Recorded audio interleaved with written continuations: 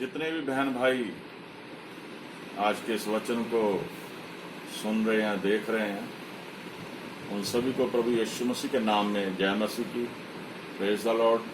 सलाम। आज सब्त का दिन है और सरकार की हिदायतों के मुताबिक चर्च में इकट्ठा नहीं कर सकते, इसलिए हम लाइव होके फेसबुक पे और जो भी यूट्यूब का हमारा चैनल है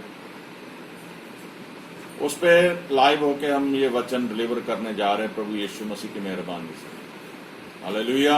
परमेश्वर के इस पवित्र वचन के लिए उसका हम धन्यवाद करते हैं जो जीवित परमेश्वर है। सबसे जरूरी है, जब पूरे विश्व में कोरोना वायरस की महामारी के कारण बहुत हाहाकार मची हुई है, लेकिन परमेश्वर ने हमें सलामत रखा, हमें सांसें दी ताकि हम परमेश्वर की महिमा कर सकें। आज जो वचन हम सुनेंगे वो वचन है कि मनुष्य जो है त्रिभागी प्राणी है। मनुष्य एक त्रिभागी प्राणी है। बाइबल ये हमें बताती है, जब बाइबल का हम अध्ययन करते हैं, त्रिएकत्व के बारे में पूरी खुल के ये बात हमारे सामने आती है। हमें बताया गया है बाइबल में कि जो मनुष्य है, आदमी जो है, वो त्रिभागी प्राणी है। मनुष्य में 3 घटक हैं जिनके बारे में हमें पता होना चाहिए: शरीर, प्राण और आत्मा। शरीर, प्राण और आत्मा, इन 3 घटकों पर ही मनुष्य का शरीर जो परमेश्वर के सन्मुख उपस्थित है। बाइबल ये बताती है, हम वचन में पढ़ेंगे, पहला थिस्सलुनीकियों उसका 5 अध्याय उसकी 23 आयत हम पढ़ेंगे। पहला थिस्सलुनीकियों 5 अध्याय उसकी 23 आयत। पहला थिस्सलुनीकियों 5 अध्याय उसकी 23 आयत। शांति का परमेश्वर आप ही तुम्हें पूरी रीति से पवित्र प्रभु का दास पौलुस यहाँ बताता है कि शांति का परमेश्वर आप ही तुम्हें पूरी रीति से पवित्र करे और तुम्हारी आत्मा और प्राण और तुम्हारी आत्मा और प्राण और देह हमारे प्रभु यीशु मसीह के आने तक पूरे पूरे और निर्दोष सुरक्षित रहे। हमारे प्रभु यीशु मसीह के आने तक पूरे पूरे निर्दोष सुरक्षित रहे। जो वचन के विषय में आपको बताया कि मनुष्य एक त्रिभागी प्राणी है और जो मनुष्य के में 3 घटक हैं, शरीर, प्राण और आत्मा।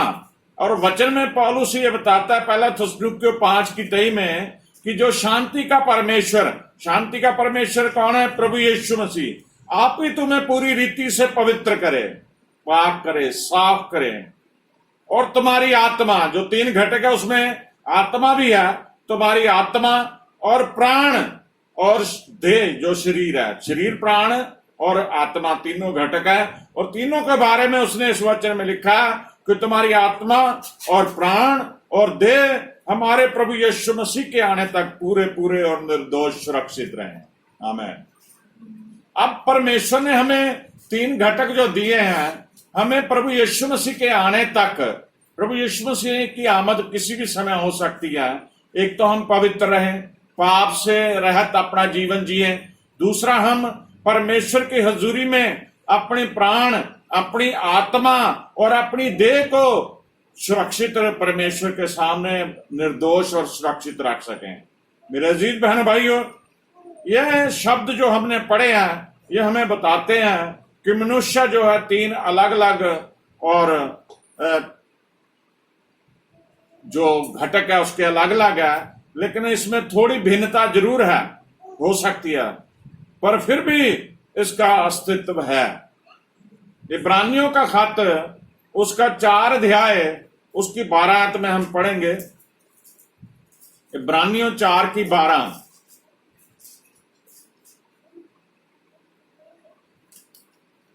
क्योंकि परमेश्वर का वचन हाँ, क्योंकि परमेश्वर का वचन जीवित और प्रबल और हर एक दोधारी तलवार से भी बहुत चोखा है, बहुत चोखा है, और प्राण और आत्मा को और और गांठ गांठ और गुद्दे गुद्दे को अलग करके आर पार छेदता है अलग करके आर पार छेदता है, और मन की भावनाओं और विचारों को जांचता है। मन की भावनाओं और विचारों को जांचता है। मेरे अजीज बहन भाइयों, जो अभी हमने ऊपर वचन पढ़ा था पहला थिस्सलुनीकियों 5 की तई में कि शांति का परमेश्वर आप ही तुम्हें पूरी रीति से पवित्र करे और तुम्हारी आत्मा और प्राण और देह हमारे प्रभु यीशु मसीह के आने तक पूरे पूरे निर्दोष और सुरक्षित रहे।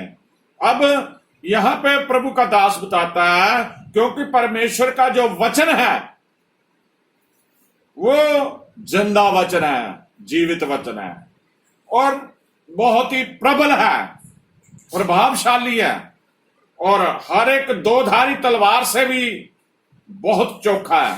जो तलवार की धार एक तरफ होती है, लेकिन अगर एक तलवार की धार दो तरफ हो जाए तो दोनों तरफ से नुकसान पहुंचा सकती है या वार करने से वो इंसान को चीर सकती है। लेकिन जो परमेश्वर का वचन है उस दो धारी तलवार से भी बहुत चोखा है। वचन को सुनना, वचन को समझना, वचन को पढ़ना और वचन को बोलना, ये बहुत ही मायने रखता है मेरे अजीज बहनों भाइयों। परमेश्वर का वचन, पवित्र वचन जो है एक दो धारी तलवार से भी बहुत चोखा है और जो हमारा जीव और आत्मा और प्राण और गांठ गांठ और गुद्दे गुद्दे को अलग करके आर पार छेदता है। और इस वचन के अनुसार परमेश्वर का वचन जो है हमारे शरीर के अंग अंग में वो जीवित है, पहुंच जाता है। कुछ लोग ये शिक्षा देते हैं, ध्यान से आप सुनिए, कि प्राण और आत्मा दो शब्द हैं, पर इन दोनों का अर्थ एक ही है। ये गलत बात है। ये सच्चाई है इसमें कि पवित्र शास्त्र के बहुत सारे वचनों में ऐसा हमें लगता है कि शब्द आत्मा और प्राण आपस में अदल बदल कर इनका प्रयोग किया गया है, परंतु दूसरे जो शब्द हैं, जहां तक भी संभव हो, ये प्राण और आत्मा दोनों अलग है। हम इनके डिफरेंस के बारे में देखते हैं। बाइबल में इसके बारे में बताया गया है। पहली बात, आत्मा मनुष्य को प्रदान करती है, देती है, जो भी है, जो हमने शुरू में पढ़ा था कि मनुष्य का जो शरीर है, मनुष्य में 3 घटक है, प्राण, आत्मा और शरीर। आत्मा मनुष्य को प्रदान करती है परमेश्वर के प्रति चेतना, परमेश्वर के बारे में जानता है, परमेश्वर के बारे में जानता है इंसान आत्मा के जरिए। परमेश्वर से संपर्क स्थापित करने की योग्यता हमें आत्मा के जरिए आती है। दूसरा है प्राण। प्राण मनुष्य को प्रदान करता है आत्म चेतना। एक व्यक्तित्व होने की योग्यता उसमें प्रकट होती है। जो शरीर है वो मनुष्य को प्रदान करता है संसार के प्रति चेतना। जो आत्मा है परमेश्वर के प्रति बताती है, जो प्राण है वो आत्मा चेतना के बारे में बताता है, और जो शरीर है वो संसार के प्रति चेतना के बारे में हमें बताती है। अब पहली बात आती है मनुष्य की उत्पत्ति। बाइबल की पहली किताब, उसका पहला अध्याय, उसकी 1 आयत में पढ़े कि वहां परमेश्वर का अस्तित्व शुरू से ही है। आदि में परमेश्वर ने आकाश और पृथ्वी की सृष्टि की। आदि में परमेश्वर ने आकाश और पृथ्वी की सृष्टि की। हालेलुया। आदि में परमेश्वर ने आकाश और पृथ्वी की सृष्टि की, यानी कि परमेश्वर का अस्तित्व शुरू से है। परमेश्वर शुरू से ही है। परमेश्वर ने आकाश और पृथ्वी को बनाया। लेकिन अगर हम आगे चल के देखें, उत्पत्ति 1 की 26 पढ़ दें। फिर परमेश्वर ने कहा, हम मनुष्य को अपने स्वरूप के अनुसार। अब यहाँ पे परमेश्वर का अस्तित्व है, तो परमेश्वर ने क्या कहा कि हम मनुष्य को अपने समान, अपने स्वरूप बनाएं, के अनुसार अपनी समानता में बनाएं। अपने स्वरूप और अपने जैसा अपनी समानता में बनाएं और वे समुद्र की मछलियों वो समुद्र की मछलियों और आकाश के पक्षियों आकाश के पक्षियों और घरेलू पशुओं और घरेलू पशुओं और सारी पृथ्वी पर और सब रेंगने वाले जंतु सारी पृथ्वी पर सब रेंगने वाले जंतुओं पर जो पृथ्वी पर रेंगते हैं अधिकार रखें। जो पृथ्वी पर रेंगते हैं अधिकार रखें। तब परमेश्वर ने मनुष्य को अपने स्वरूप के अनुसार उत्पन्न किया। परमेश्वर ने मनुष्य को अपने स्वरूप के अनुसार उत्पन्न किया। अपने ही स्वरूप के अनुसार परमेश्वर ने उसको उत्पन्न किया। अपने ही स्वरूप के अनुसार परमेश्वर ने उसे उत्पन्न किया। नर और नारी करके उसने मनुष्य की सृष्टि की। नर और नारी करके उसने मनुष्य की क्या करी? सृष्टि करी। अब परमेश्वर का अस्तित्व शुरू से है। परमेश्वर ने आकाश और पृथ्वी को बनाया। परमेश्वर ने ही ये कहा कि आओ अपने स्वरूप और अपनी समानता में इंसान को बनाऊं, और जो भी धरती पे जो कुछ भी है सभी पे उसका अधिकार हो। और परमेश्वर ने आदम और औरत दोनों की रचना करी। हालेलुया। और मनुष्य के इस रचना का, जो मनुष्य को बनाने का, बाइबल की पहली किताब पढ़ते 6वें दिन में उसने मनुष्य को बनाया। उत्पत्ति 2:7 भी पढ़े जरा। तब यहोवा परमेश्वर ने अब यहाँ पे है कि मनुष्य को बनाया किस तरह से, किस चीज से बनाया परमेश्वर ने। तब यहोवा परमेश्वर ने आदम को भूमि की मिट्टी से रचा। तब यहोवा परमेश्वर ने आदम को भूमि की मिट्टी से रचा और उसके नथनों में जीवन का श्वास फूंक दिया। उसके नथनों में जीवन का श्वास फूंक दिया। जीवन का श्वास उसके नथनों में उसने दिया और आदम जीवित प्राणी बन गया। आदम जीवित प्राणी बन गया।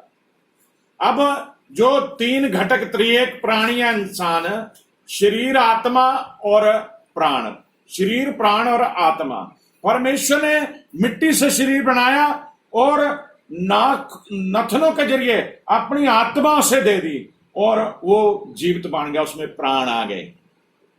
मेरे अजीज बहनों भाइयों, जब इंसान मर जाता है तो जो मिट्टी से बना, मिट्टी में ही उसका शरीर मिल जाता है, और जो आत्मा है परमेश्वर के पास चली जाती है। परमेश्वर उसे सेव रखता है। जिस दिन न्याय होगा उस दिन सभी को न्याय के दिन इकट्ठा करके उनका न्याय करेगा। अब मनुष्य के जो 3 भागों का हमने वृतांत सुना, वो ये बताते हैं, जो परमेश्वर ने अभी उत्पत्ति 2:7 में बताया कि मनुष्य का शरीर किससे बना। जो मनुष्य का शरीर है, मांस, हड्डियां, खून और भूमि की मिट्टी से बनाया गया।